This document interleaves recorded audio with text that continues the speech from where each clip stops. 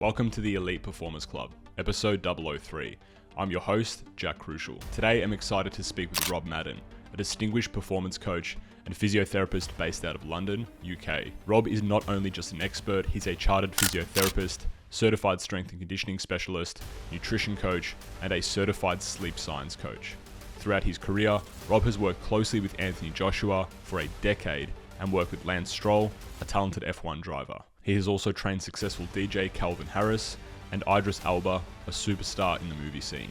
In today's parlay, we cover what makes Anthony Joshua a dominant figure in the world of boxing, how business professionals should organize their training, neck training, and how to perform at an elite level. Whether you're an athlete, a businessman, or you want to perform at the highest levels, this episode is for you. Enjoy. Physiotherapy was the first element that you went into, and then you branched out. What got you interested in physiotherapy from the get-go? Nothing too crazy on a story there. I wasn't injured or anything. I was interested in human physiology, medicine. So kind of when I was 16, I sort of was torn between doing something with a human body or potentially music, which is sort of my big love, really. And yeah, went down that route. Didn't look back, I guess. Yeah, it's been a fun career, so I'm happy I chose it. Yeah, excellent. And was combat sports something that always intrigued you, or was it something that you kind of accidentally fell into? A bit of both. I think I was always a big boxing fan. I'd only really worked with like amateurs, and then got the opportunity to start working with Joshua as he went pro, and then ended up working with a handful of British fighters over the years. So I love boxing. I've done less with MMA. I've done just a really small amount with MMA and a few BJJ guys. But love the sport. Obviously someone like Ian he's been on the ground in boxing for a long time, and like that's his bread and butter. He's dealing with dozens of boxers day to day, whereas for me, I'm dealing with a smaller volume, and I have, it's definitely not my specialism. I have kind of a lot of other areas that I work in, but love the sport. And you've also been involved in a variety of different sports. Like I saw a lot of winter sports, so like snowboarding, things of that nature. But you also got judo, archery, things like that. How is having such a diverse array of sports that you've been involved in, how has that helped formulate your skill set as a physiotherapist? Yeah, it's been great. I mean, it's been quite random, the sports I've worked in, but the two main areas that I spent most of my time are snowboarding and Formula One. Both, again, two sports that I absolutely love. So I'm very, very fortunate that I got to live it for quite a long time. I did sort of 7 years in high-level snowboarding, went to a couple of Olympics, and then I did 5 years in their Formula One with Lance Stroll. So that was really great. That was under Hintzer. So I guess my bias has been towards individual athletes and very much understanding what it takes to provide an elite level of service to an individual athlete, and often being the only man on the ground, making sure that you're also covering areas like sleep, nutrition management, almost PA tasks like booking at hotels or restaurants as well, and just kind of becoming a bit of a right-hand man at times. And I'd say that's been my bias. I have bits of team sport exposure, like at low-level football and stuff, very early on in my career. But I never really went down the route of like team sport, and I'm not saying I never will, but I think it's probably a whole different skill set to be involved in that arena. So, What would you say are the main core skill sets that you do need when you're working with somebody on more of an individual basis? From a soft skill perspective, I would say needing to be a bit of a chameleon is important, and also really having a high level of social IQ, emotional IQ, so you can understand when they may need you to step in a bit more from an emotional or psychological perspective, when you need to be able to stand your ground and be firm with physio or strength and conditioning strategies that maybe they're not quite adhering to. And then also understanding when you need to pull back and perhaps get out of their face, give them some space, give them a couple of days. And, traveling with an athlete intensely, it's really important to be able to understand that balance, and where you at times can be very close to them, and at other times just stepping back and giving each other both a bit of space. And because I think we can all be very well qualified in the physio aspects and the strength and conditioning, but yeah, being able to be a chameleon is what's probably been a strength of mine, but also a challenge that I've had to get better at. And in terms of your selection of skills, so obviously my understanding is you started as a physiotherapist, then you branched out into more of the performance coaching side. From a theoretical standpoint, like what did your skill set, how did you start stacking the skills one on top of the other? What kind of order did you take for that? Yes.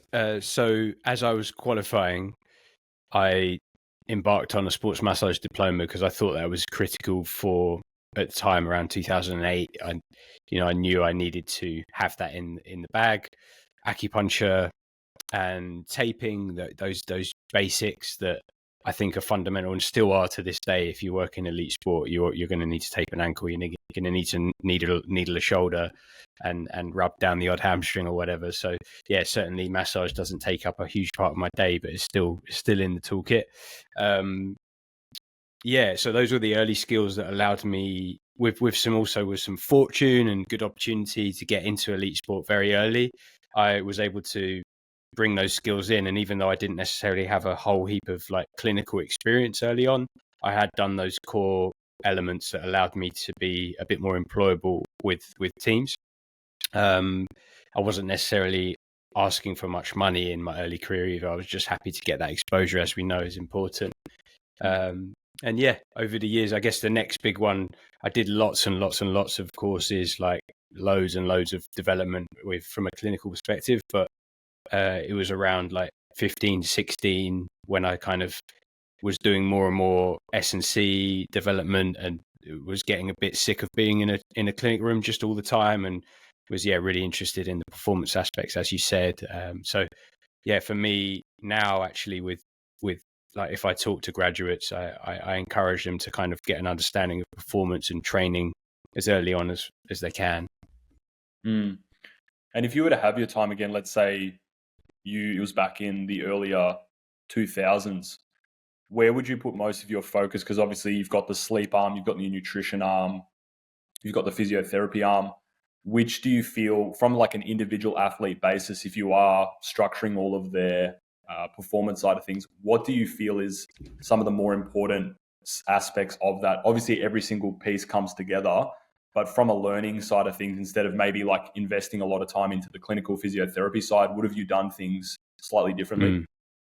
Great question. Yeah, I would have. I suppose if we could imagine the current technological and educational system as it is, and put it back there, because we didn't have Whoop, we didn't have Aura, we didn't have sleep data and research, we didn't have the understanding of HRV and recovery, and even like how periodization really works.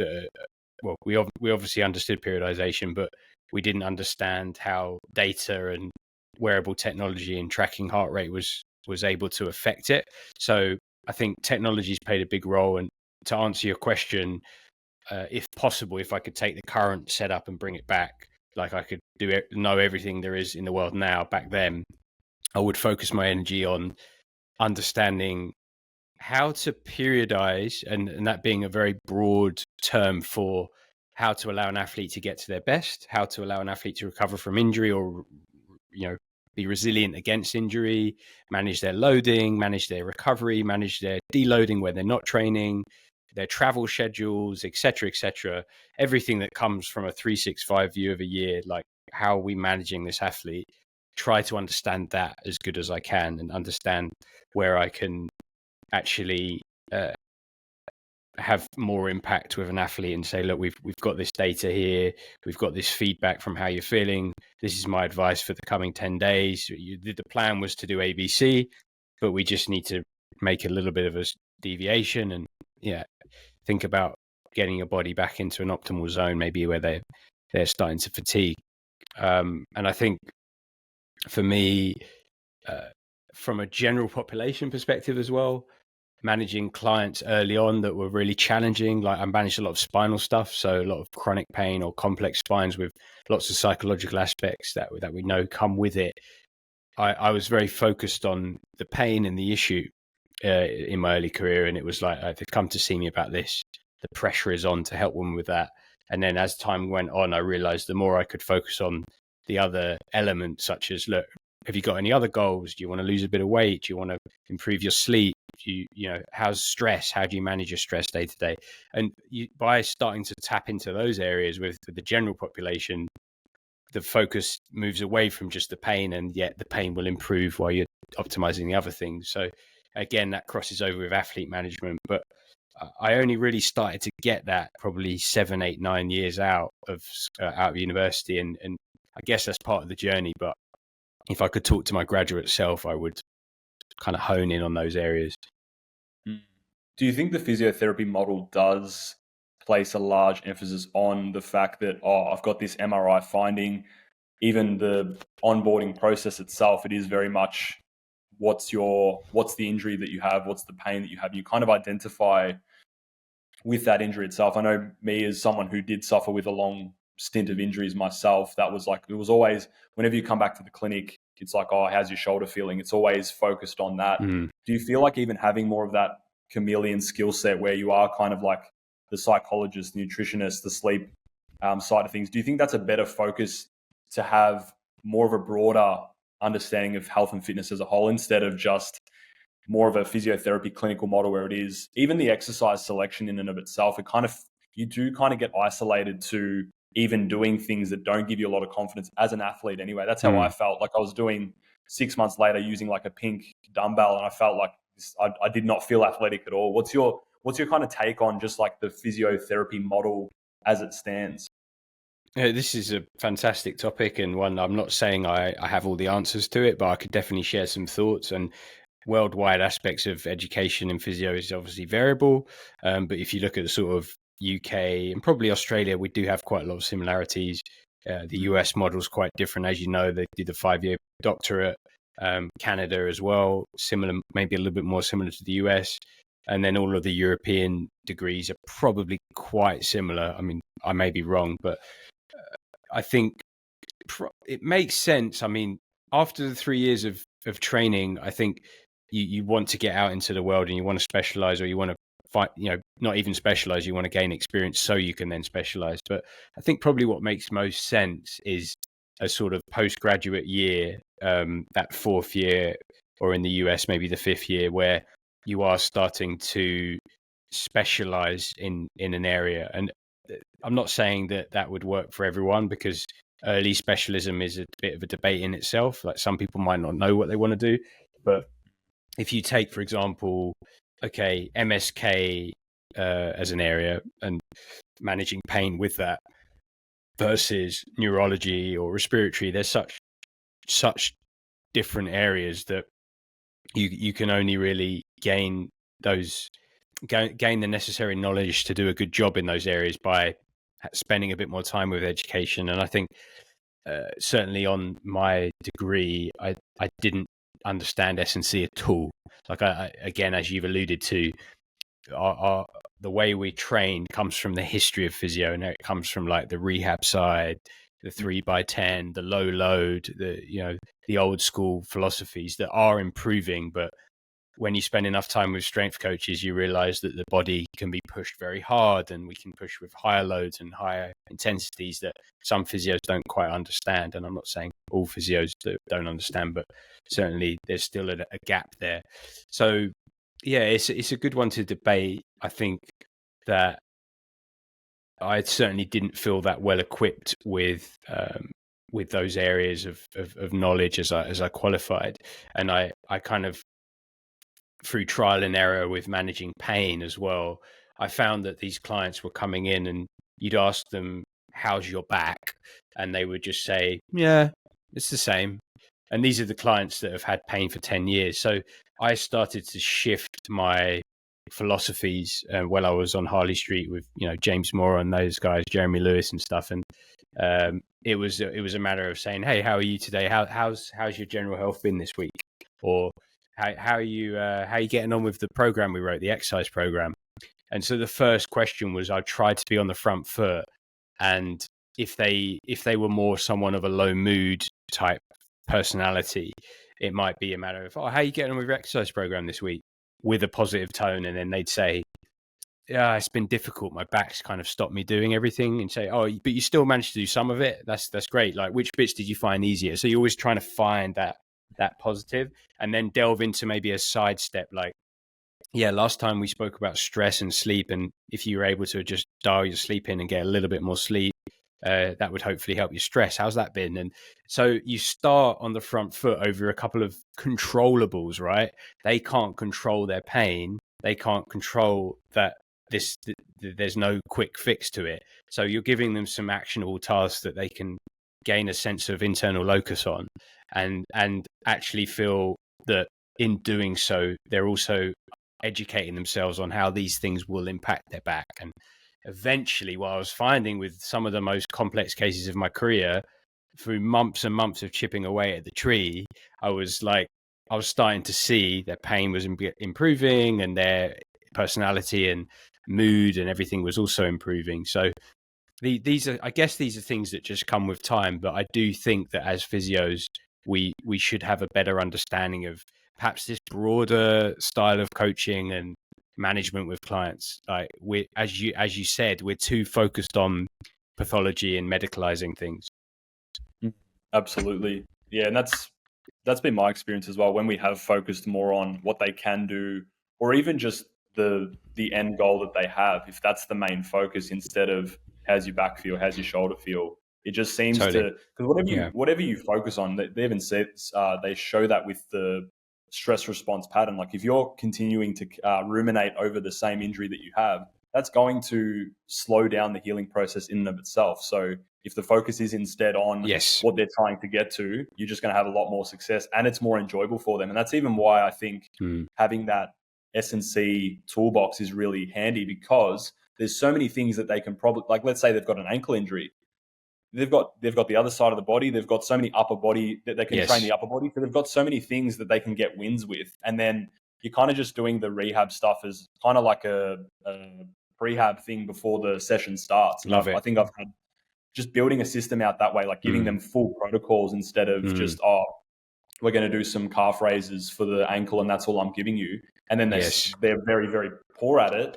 The whole time they're probably thinking, my whole body's ruined. Plus they're also getting deconditioned as well if you're just doing the isolation-based stuff. So I think even having the global process of rehab just works fundamentally from a external load capacity standpoint, but also helps reduce stress by showing them they're actually capable of doing things. Have you had that similar sort 100%. of experience? Yeah, I love what you're saying, and I think that we're definitely getting better as an industry at that, but there's still room for improvement. But yeah, absolutely, it allows the athlete or the client to feel empowered, to have more width to what they're doing in the gym. And absolutely, like, as you said, from a physiological perspective, it's key to avoid the deconditioning. But we're talking about hormones and mood and motivation. Like, these guys are used to maybe putting 2.5 hours of output from an exercise perspective. They might do an hour boxing, an hour run, and 30 minutes yoga a day. And then if they're injured and, you're saying to them, oh, we got to stop, we can't do anything, and we've just got to do half an hour of rehab, then from an enkephalin endorphin perspective, they're getting essentially cold turkey and they lose their mind. So yeah, absolutely. I think, the first thought is always, right, where can I get a cardiovascular stimulus from? And if you can't get a cardiovascular stimulus, then what else can I give them that maybe is going to help buffer that? And yeah, it sounds like you're doing a class job at that as well. And it's sort of, I think very important area, particularly when it comes to athletes, to get right. Absolutely. And when it comes to wearable devices like your Aura rings, Whoop bands, things like that, how do you get the most out of utilizing that technology without some of the downsides of, let's say, for example, the athlete potentially obsessing over recovery scores, things of that nature? What have you found in your experience works really well to get all the upside whilst minimizing some of that downside of people that are a bit over analytical? Yeah, so it is a good topic to touch on. And ideally, I try to get the athlete to be in a habit of using it most of the year, but if they go on holiday, taking it off. If they've got a major event coming up, take it off. That said, I did have a debate with someone recently over a very big athlete who enjoys the whoop and the competition with himself over using the whoop, but actually because it's become habitual, that actually taking it off before an event is detrimental because he likes to have that daily routine. So we kind of thrashed the idea around as maybe sometimes if the athlete is resilient enough mentally to say, okay, I've got a 55 recovery score, which is like 30 lower than I normally get. So what? I'm just going to crack on anyway. And I think the one athlete I'm thinking of is probably he has that level of resilience actually, but the majority don't. And it's interesting to look at some of the big stars, like someone like Rory McIlroy, who's been behind Whoop and sort of as an endorsement for them for many years, since the beginning, really. He came out a few months back, or maybe it was last year, saying, I didn't feel right in the morning. I felt under par. I felt under the weather. I looked at my data and my scores were horrific. And so I decided to miss the event. I think it was, don't quote me, but I'm pretty sure he certainly missed the day. And the question is then, well, probably that was the right decision. Yeah. Like if he's under weather, going out and hitting 18 holes in the heat, maybe not optimal. But if you go back to the 80s, they probably would have just cracked on and hit the beers after. So you're like, okay, well, I'm not saying that's good either, but have we become too soft with through elite sports science and wearable tech? Have we actually made our athletes and clients less resilient and more sort of more sensitive? And I think it generally, I think it's interesting. If I think back to when I started using the Aura Ring, I was the same actually. I was finding that if I got like a bad score, that it was getting in my head a lot, and that sort of self-competition aspect. But nowadays I wear it most of the time just purely to track my health. I'm not that interested in sort of wearing it for training. I don't think it's that helpful, but I track kind of where my heart rate is. And, if I'm getting under weather, it's a really good indicator of knowing when that is. And actually, it took me quite a few years to be able to not care about the number. So I just think I don't have a clear strategy and we don't have the data on it, but my philosophy would be kind of on and off, like using it for periods, coming off it for periods, and potentially having a high level of like awareness of an athlete's psychology when not to recommend it. And I think it was James Hewitt, who's a really amazing sports scientist, and you may have heard of him. Some of you guys may have heard his work, but he's done a lot of work around cognitive attention spans and everything. And he was saying that actually, maybe the future is we look at sort of psychometric screening in elite sport to say, this athlete is actually high risk of negative impact, like the sort of type A obsessive perfectionists, like high perfectionists are probably better off not using wearable tech and using more like qualitative old school measurements, like how's your energy, how's your body feeling, how did you sleep? 8 out of 10 for everything. Cool. Crack on. Don't think about it. Do the normal session, right? I don't want to hear anything else. Whereas, okay, they may give you 3 8s and then the wearable tech, the HRV's up slightly. So what? And then they get fixated on that. I don't know if that, maybe I should pull back. And it just becomes a headache for everyone and the performance team. So I think, that's the future. Maybe I've gone a bit deeper than we're at the moment. But I think, if I had some concerns over an athlete and how they may interpret it, I'd just avoid it, I think. Yeah, that makes sense. Speaking of the elite performance side, an area that I'm really interested in discussing with you is obviously you've spent up to a decade now working with Anthony Joshua. What's that look like from the very start of your process working with him? Like, firstly, how did you form that relationship, and what's that look like over the decade in terms of his development? Like, what are some of the things that make him as elite as he is? Because that's something that obviously, having that combat sports background, I'm super interested in diving into, obviously, as much as you possibly can. Of course. Give me a bit of a rundown on that. Yeah, so I mean, over the years, between Ian Gatt, myself and Sina, who's on the ground with him a lot. Sina's a sports therapist and strength coach. So yeah, between the three of us, we've kind of had the job with Mike Loosemore, who's the doc, but had the job of sort of keeping him fit and healthy physically. I got introduced to him just as he went pro around 2013. Ian had worked with him since like 2009, I think. So Ian's done even longer. I think he's known him for 14 years. And yeah, we got introduced as he went pro, and he was still very much at the start of his journey, understanding his body, understanding his training. To answer your question around kind of how his mindset is and what it's taken him to get to where he is, he's like ultra focused, ultra driven, and kind of he doesn't. Sorry, I just heard some background noise there. He doesn't. Certainly in the past, he didn't know when to pull back and would push himself to the limits.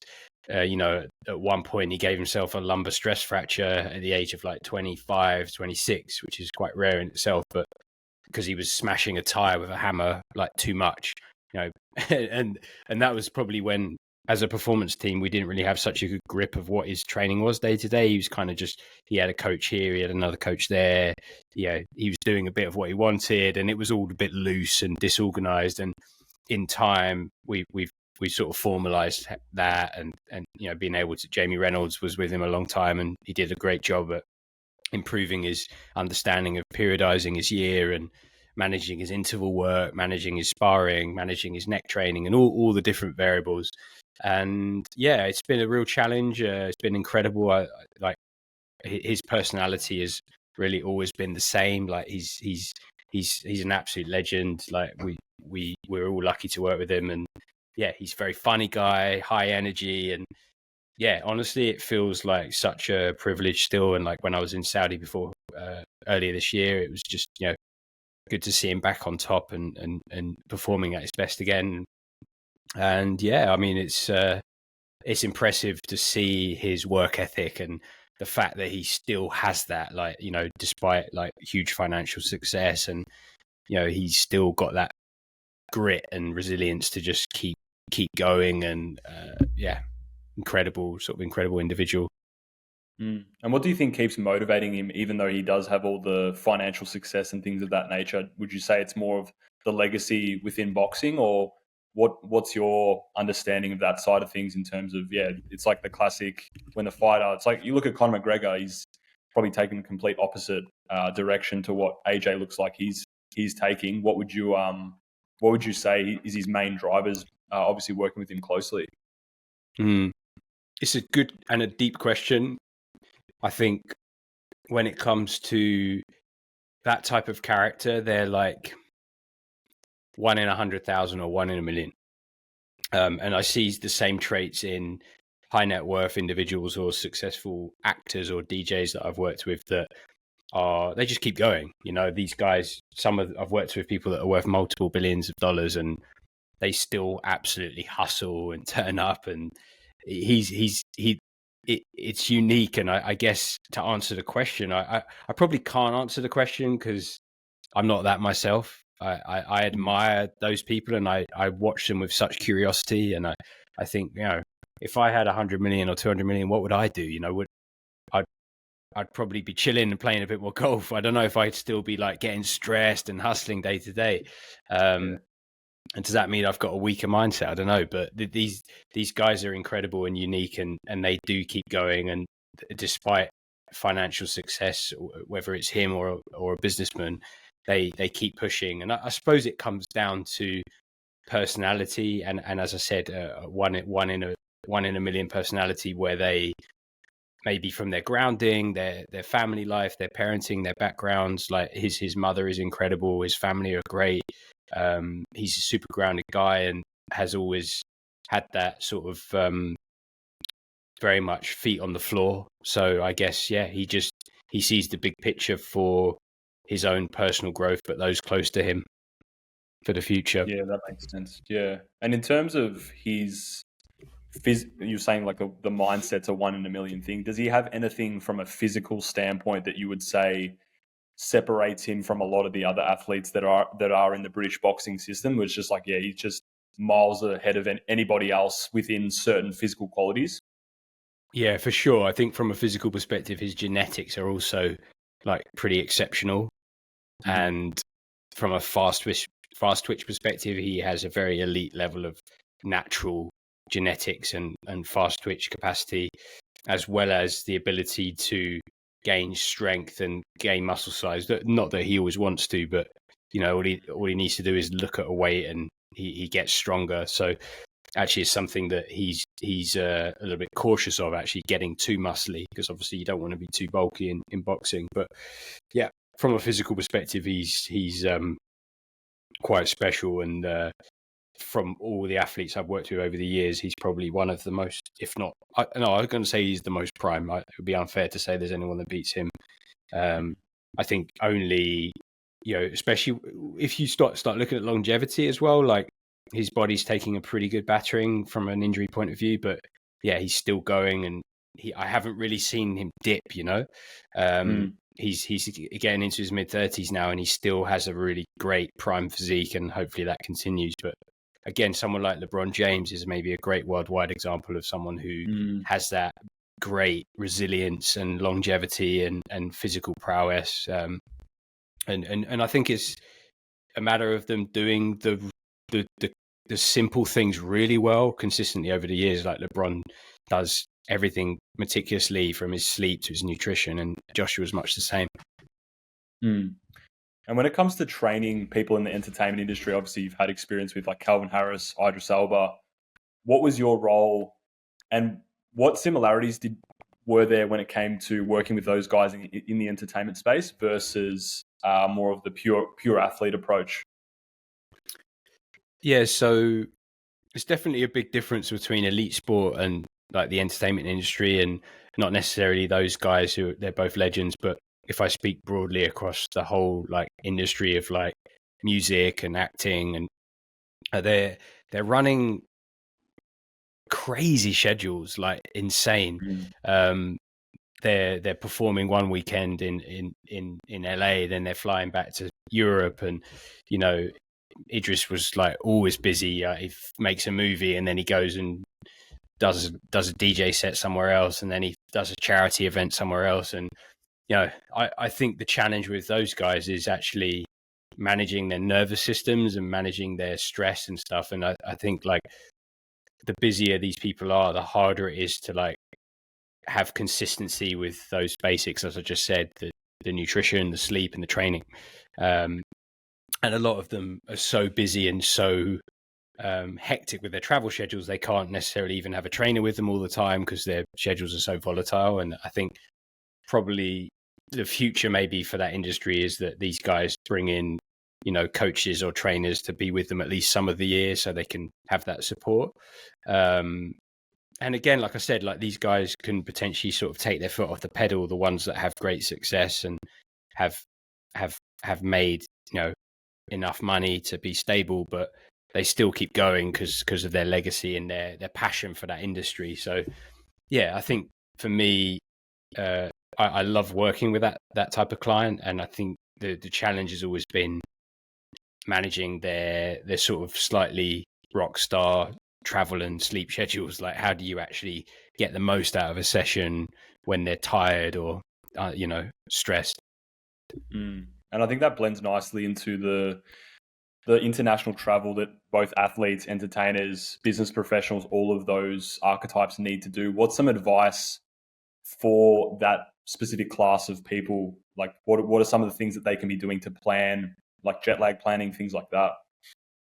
Yeah, so it's helpful if I know a few days in advance where someone's heading, and I can always give them a rough idea of what we need to be looking at. But I think if you take a simple example of, say, like travel to New York, which isn't like a crazy difference from the UK, but enough to have an impact. So maybe let's say take a really simple one that happens a lot: London to New York and back within a week. So all right, then you may be thinking, let's take a busy CEO or a musician who's got a busy schedule. They can't just work off their own schedules. They might say they need to find a sort of middle ground. So it's like, right, we're 5 hours back, but you kind of need to be up late. And, so we need to probably get you on a sort of middle ground where you're going to bed at maybe 11 and waking up at 6. So I think, again, just focusing on the core areas that you can control. So particularly pre-flight, trying to get them on top of like a low intensity session before they fly to manage stress, manage cortisol, and get them in a good place from that perspective. I always found, just anecdotally as well, when I was traveling like a crazy man, that I would always like load myself right up till I was leaving, and then I'd just feel so burnt out, and I'd travel, and then the jet lag was way worse. So, and the science would back that up. So try and have a chilled day or two leading up to travel, low intensity on the day of travel, and then low intensity plus movement on arrival or close to arrival. Melatonin, to get into that time zone on that first night, or perhaps the first couple of nights, like low dose 1-2 milligram. And there's been some good research coming out lately to show that doesn't impact on our endogenous release, our endogenous production, which is good. And yeah, eating on that time zone, probably minimizing food on the plane, making sure that they caffeinate at the right time and they're not caffeinating too late in the day. Obviously, and caffeine in itself is something that's very individual. Like some people aren't sensitive, some people are. So I think understanding your client in that sense. But yeah, just getting on top of the basics really. So I'll write like a simple 1-page PDF that allows them to kind of have that breakdown, right? This is what we're going to do for exercise. And if they've got busy schedules, just trying to give them sort of half an hour target. So like, okay, on your second day in New York, let's go for a moderate session. So I want your heart rate here, I want you lifting, and then, trying to give them realistic targets, not like, oh, here's a 90-minute session that they're not going to do. And then perhaps if they've got access to spa facilities, getting the benefits of a sauna, which obviously is going to help bump up testosterone, growth hormone, and all that good stuff. So yeah, just a little bit dependent on where someone is, I guess.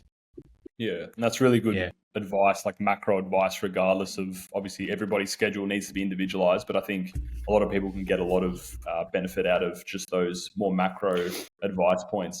What were some of the biggest challenges? Simple. You've worked with Lance Stroll in the F1. What's some of the biggest challenges, number one, for the athletes themselves, for the drivers themselves, and number two, as you being a coach that basically needs to be their PA and have all those other accessory skill sets that you need to have along with just the massage physiotherapy side of things? Yeah, so, I mean, the sport's changed in terms of the schedule. So when I started, I think it was maybe 18 or 17 races. 2017 was my first season. And now there's like 22, 23 races or whatever it is, which is absolutely mental, really. And they're pretty much stacked together. And then these guys are getting a fairly nice lengthy off season, like longer than a lot of other sports, but they have that high intensity on season. So certainly one of the big challenges is the back-to-back races and traveling across time zones. And most of the drivers that I kind of know of, or I know their coaches, a lot of them are pretty damn good at traveling and have become seasoned pros at adapting. I think one of the biggest challenges from a physiological perspective in the sport is racing in the heat. We saw that last year in Qatar. It was just like absolutely out of this world. And, it was unsafe, actually. The guys coming out of the car fainting and needing to be put on IV drips. Singapore was always historically the hardest race when I was doing the races. And, the guys would come out of the car, they've lost like 3 liters of sweat. And that's on top of what they've drank from the car, which is normally about just under a liter. So the sweating is insane. And actually I was in a sauna in Canada with Lance around Christmas time, and he was like, man, it was like 80 degrees. Like this is what it was like in the cockpit for 90 minutes. It blew my mind. I was like, wow, like I can last like 10, 15 max in the sauna, and he's having to hover at 175, between 175 and 155, or even more, maybe 185 heart rate, whilst trying to concentrate and drive his car at 250k. It's crazy. And then there's people that don't understand the sport saying, "Oh, I don't know if F1 drivers are that fit." You're like, "Yeah, you go and try and do that, man." From my perspective, it was so cool. Like, it was a unique job, and he was an amazing person to work with, and we were friends, and it was a really interesting job to learn about lots of different aspects of how their lifestyles are, how they live, how they travel, getting really good at logistics and managing, like you said, managing the things that help to be on top of as that right hand man, whether it's checking out, booking restaurants, or and they often, most of these drivers have PAs and people doing that as well. But when you're on the ground, you do end up doing a bit of that. So yeah, just being kind of not being too precious, getting involved with lots of areas that aren't specifically your skill set is good to embrace. And yeah, I found the biggest challenge for me was being away from family, and certainly as my daughter got older, it was harder and harder. So now I'm sort of in a position where I'm not traveling. It does feel better, but yeah, I think it's a great job for a single man or a man without kids, to be honest. Yeah, it definitely seems that way. It's a good way to obviously work and see the world simultaneously. Some of these concepts, I know you're coming out with your performance coaching course in the near future. Are a lot of these concepts embedded into what you have planned on curating? Yeah, exactly. So certainly some of the topics we talked about around the educational system, and where I think there's gaps in certainly graduate physios, and where I would have liked to have, well, given myself that knowledge earlier in my career. I'm trying to create that now. So yeah, Doug Tannehill and I are building the course as we speak. And yeah, it's going to be kind of really around 3 modules around mindset, training, and then recovery, and how you can kind of get a broad understanding of those areas and apply them to general practice and elite sport.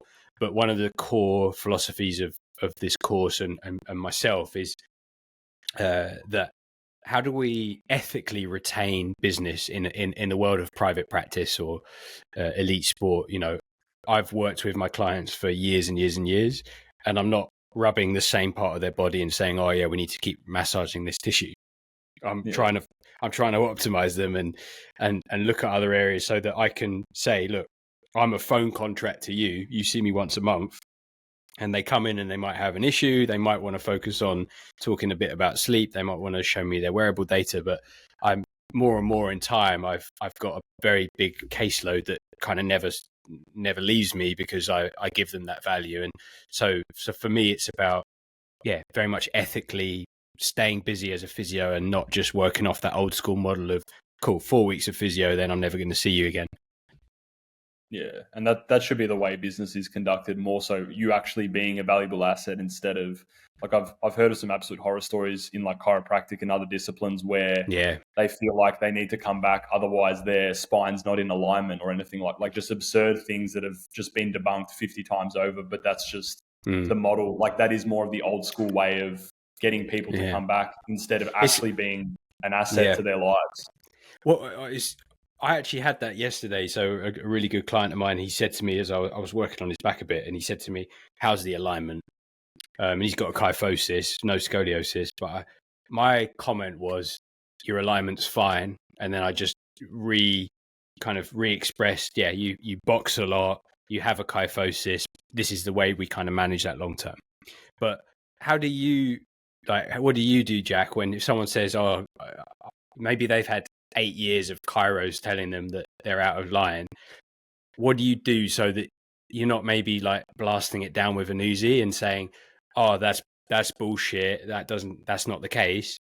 I was just interested to hear what you say, like, because I think it's a fine art of like not upsetting them, but also not just feeding this nonsense. So and it could be anything, right? Any other area that you think is actually not well. Yeah, I think it comes down to education. I think if you've got external resources or educational resources where you can be like, look, there's been more recent studies that have shown X, Y, and Z, and then you kind of like you feed it in there, and then they can go about. You're obviously not going, because the last thing you want to do is make them feel stupid for what they've tried in the past. But if you kind of if you're like, oh, there's actually been studies or something like that where they've seen people with these exact same issues that you're having, and it hasn't been a detriment to having injuries or pain or anything like that. And you kind of empower them to say like, oh, this is something that I've learned myself recently, instead of like, oh,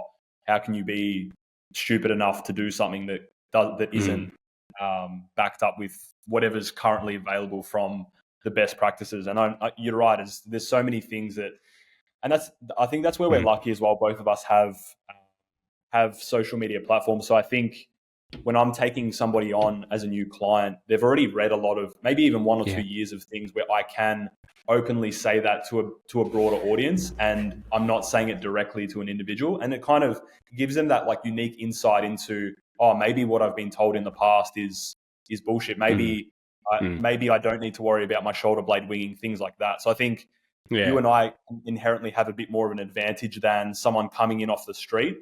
So I'm very, very fortunate for that as well. And that's where I think a lot more physios need to, instead of posting like the latest studies on, especially with Twitter, like that's my main platform, instead of posting about the newest studies that have come out, kind of make it a little bit more focused on the patient itself and educating them at that level, especially if you're wanting to get business online. Like they're not really going to read a study, but if you kind of throw an idea at them, like typically a contrarian idea that they may believe or have been told for years on end, that can then start that process of like kind of changing how they think about things. So I think like either way, education's huge, regardless of whether you're speaking to them in person or if you have the luxury of reaching people in an online space as well. Because that's the main reason I like to post content, is to empower people. Because I myself, as a younger athlete, was told to come back week after week after week. And if I can minimize that happening to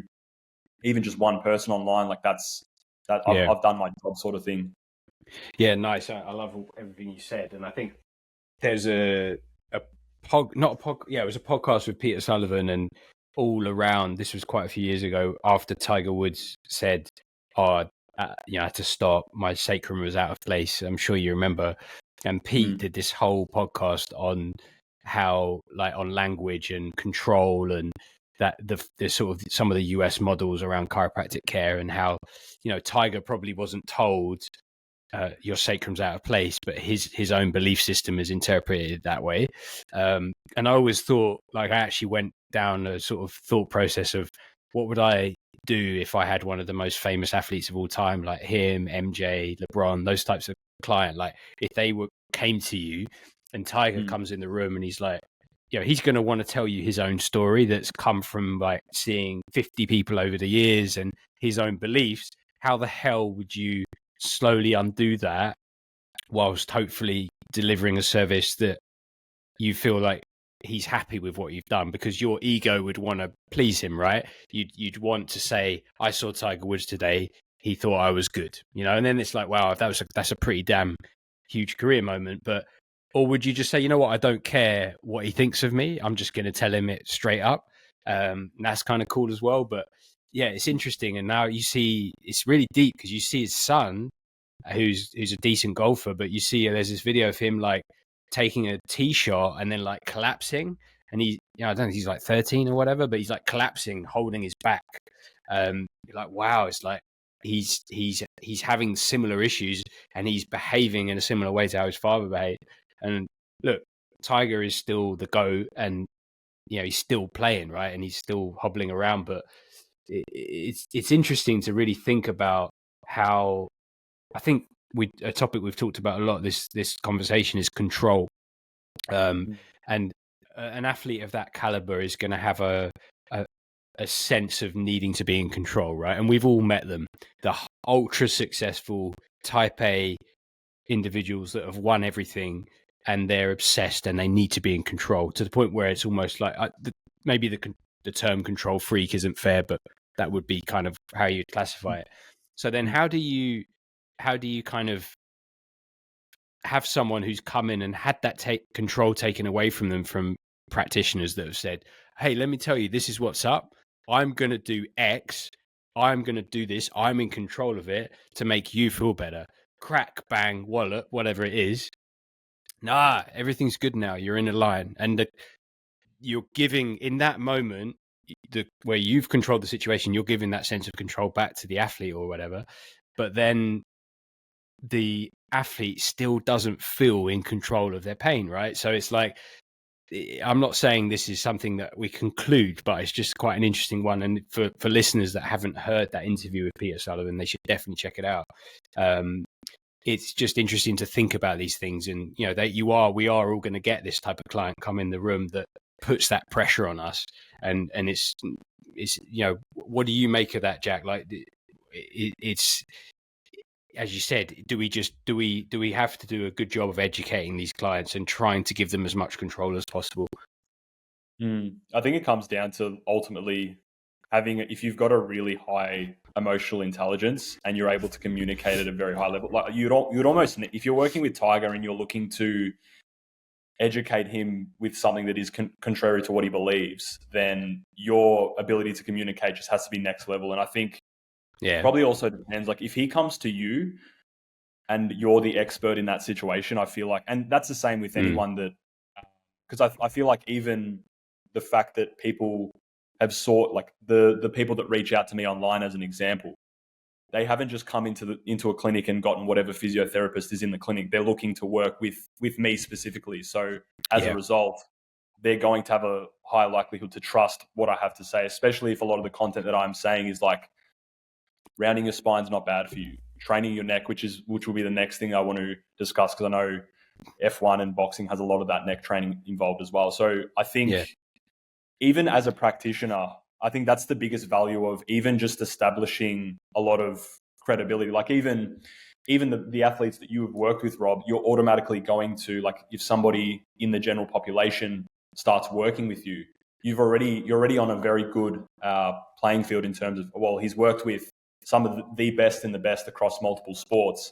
He mustn't just be winging what he's doing with me here. Sure. So I think that's another component as well. Yeah. Yes, you're right. Which I don't think a lot of practitioners really discuss or even teach as well. Because I remember when I was a new graduate, which I remember really helped me build confidence with the people that I was working with. They never said to anybody that came through the door that I was a new graduate. They said, I've had extensive experience. I do a really good job. So even that in and of itself, imagine if you came into the door, Jack's been working for a month. They're going to already be skeptical around the ability to actually help these patients out. So it's honestly framing yourself as somebody that actually knows what they're doing is incredibly important. And the nature of physiotherapy, unless you're in private practice, they don't really teach you how to not necessarily sell yourself, but develop trust by showing your competency. Correct. Yeah, absolutely. Very, very good points. Yeah. When it comes to neck training, so firstly, do you think it's something that basically everyone in the general population should do? Because I think it's like, I look at the neck as part of the core, and like core and spinal training are interlinked. What's your advice when it comes to somebody wanting to dabble in neck training? Where's the starting point that you suggest? And what are some of the best tools or modalities that you use with higher level athletes? What are some of the things that are kind of like your go-to when it comes to neck development? Yeah, so it's a great topic. I think generally across the population, the non-athletic population, I would say a little tiny bit of neck training is helpful. It doesn't need to be excessive. I would suggest, like, if I was training a sort of 35-year-old male who has an office job but likes to lift weights 4 times a week, I'd probably do a couple of those sessions. I'd do a little bit of neck accessory work, but also I try to integrate neck training into exercises that are maybe already in place, such as like a hollow body hold. So for those that don't know what that is, supine, legs elevated, either body weight if it's low level, or holding like an Olympic plate over their head, and then just having them slightly raise up off the floor at the same time, and maybe doing like a 30 to 40 second hold. So they're getting some deep neck flexor work whilst working on the core at the same time. So you're killing 2 birds. I'm a big fan of that.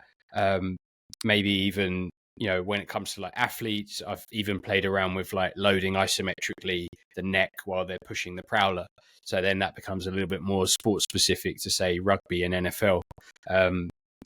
But overall, I think it's a bit of a trickier area for physios to understand because we haven't really got loads of research on it, and we certainly don't have a lot of educational resources in how to train the neck. And I've provided some of those resources to Boxing Science in the UK, and I've done a little bit of work in NFL on that as well. And yeah, there's about to be a paper released on neck training that I contributed towards. Someone in Leeds did a PhD on it, so that's a great one. Once that comes over, I'll share that with you, and that'd be a great resource towards people understanding the research background of it.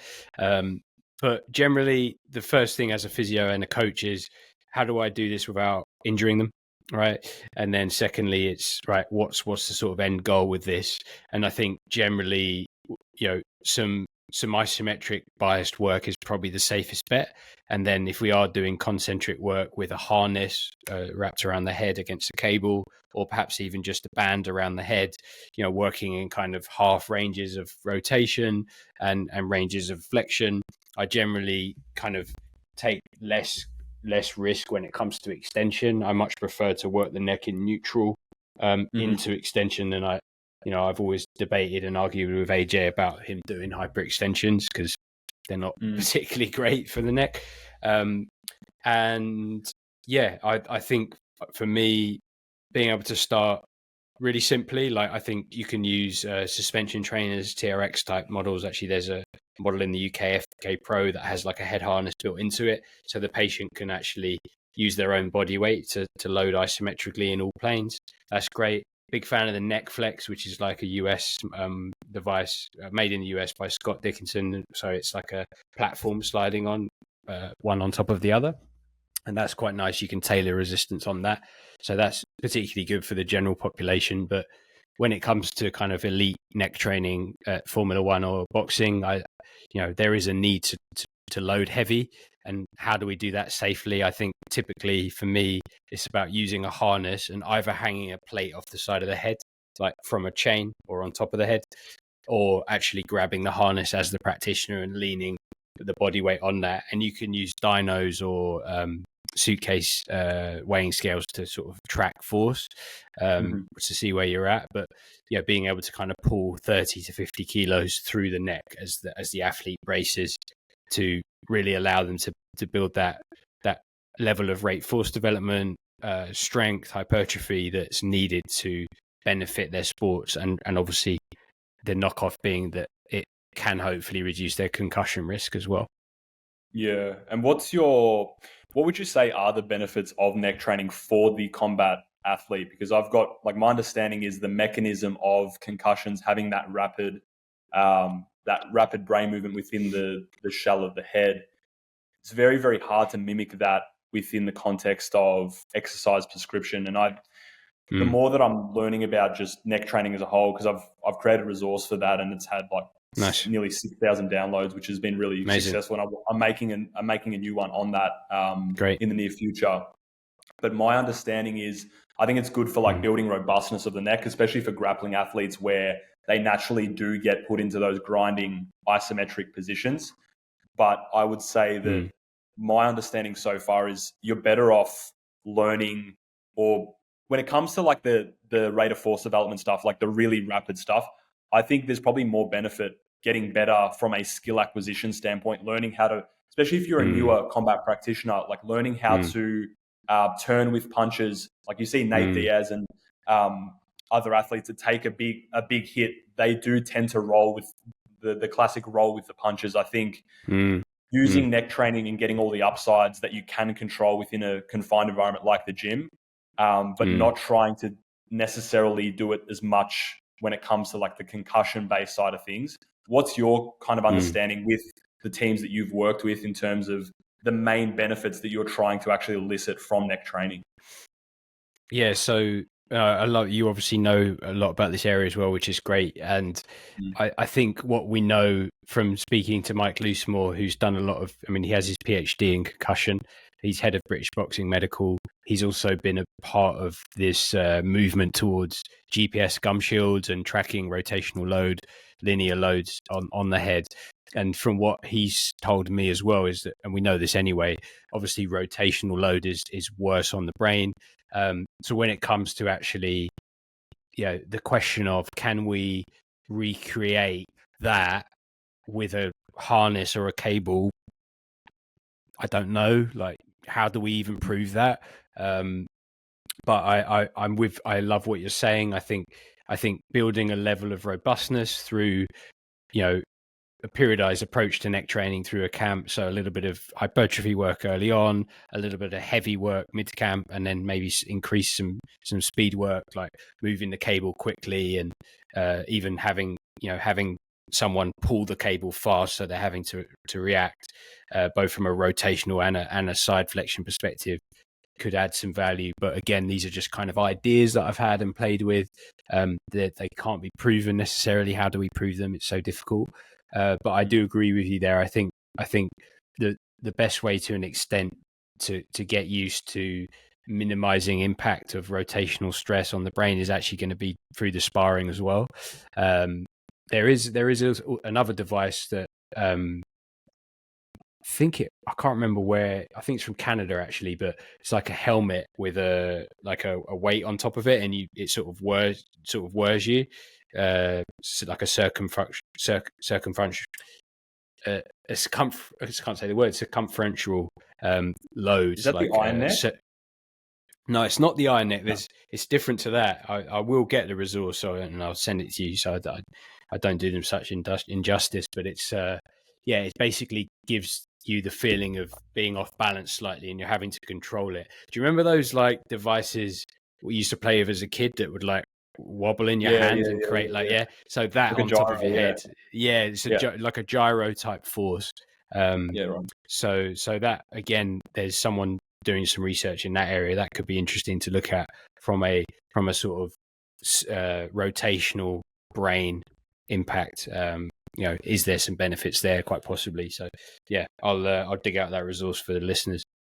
Yeah, that'd be excellent. You even see like the trend now where people are going sort of, or maybe we should be sparring differently. You see a lot of professional athletes now that are starting to dial back sparring as a whole. So it's good to see that in general. I think it makes it a lot more accessible, because I know there's a lot of business professionals that follow my my accounts, and they want to get involved in combat sports. But in the past, it was kind of you either go in there and it's like CTE speed run to even just train in a boxing gym. Whereas I think which is the best thing about why like MMA as a whole growing as a sport, I think it's going to allow people to take a much safer approach and get because I think there's so many benefits to training combat sports.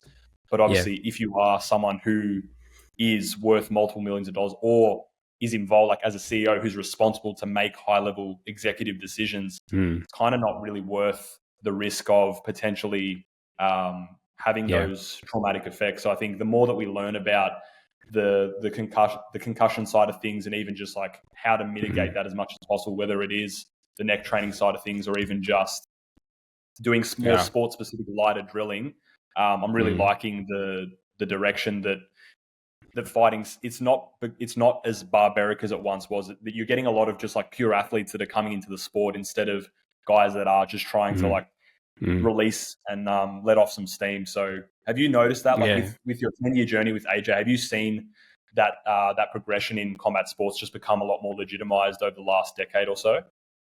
Yeah, I'd say so. I think there's still a lot of work to do, and someone like Mike has been a big part of the research and reducing risk. And I think as the gum shields evolve more, I know that within elite rugby, the gum shields are being very much used around when to pull athletes or when to minimize head impact, and scrumming to know, okay, this guy's has had quite a lot of brain load this week, we need to pull him back. So that's really, really awesome. You saying about the kind of CEO or like non-boxer getting into it, like I think as well, it's interesting.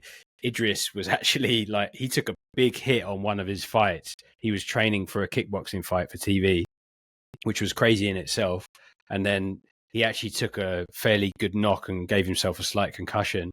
And I remember sitting in the room with him and the doc, Mike, and Mike was like, look, I don't know if we should really be doing this. You're an actor, you have a great career. And like, if you take another hit in your head, it might take you a year or two to recover. We can't quantify how long, and then Idris kind of like went through this internal dialogue with himself, you could see, but then, yeah, at the end of it, he's just a badass. He was like, you know what, let's go. I was like, he loves it. And yeah, he's always loved boxing. So fair play to him. Like, there's no way if I was in his position, I would want to do it. So got to rate that. But yeah, it's hopefully as the sport does get more and more interest, particularly around other sports like BJJ, these things are growing really rapidly. So yeah, hopefully we can allow people to practice it as safely as possible and minimize that CTE risk. Absolutely. And in terms of working with you one-on-one or working with you in any capacity, number one, do you have availability at the moment? And number two, what does that process look like if someone was to jump on one-on-one with you?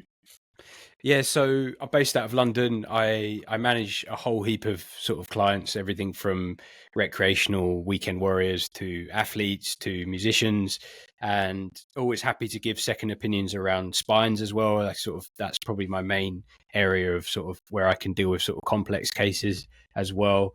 And we're always happy to work as part of a team if people want to chat about recovery or the bigger picture of athlete management. And yeah, hopefully people can watch this space on the course, and once that's live, I'll get that over to you. And it's always happy to jump on a phone or pick up an email from anyone that wants to speak further. Excellent. And I'll plug all of your services in the description. I'll have this on YouTube and other platforms as well, so that'll be available there. Rob, really appreciate your time today. Pleasure, mate. I learned Great to speak to you, Jack. Yeah, it was awesome. Likewise. Learned a ton today. I think a lot of people that are listening, regardless of whether they're business professionals, athletes, aspiring athletes, will take a ton out of this. So really appreciate your time today, mate. Great to speak to you, Jack. All right, all the best. Cheers, mate. Awesome.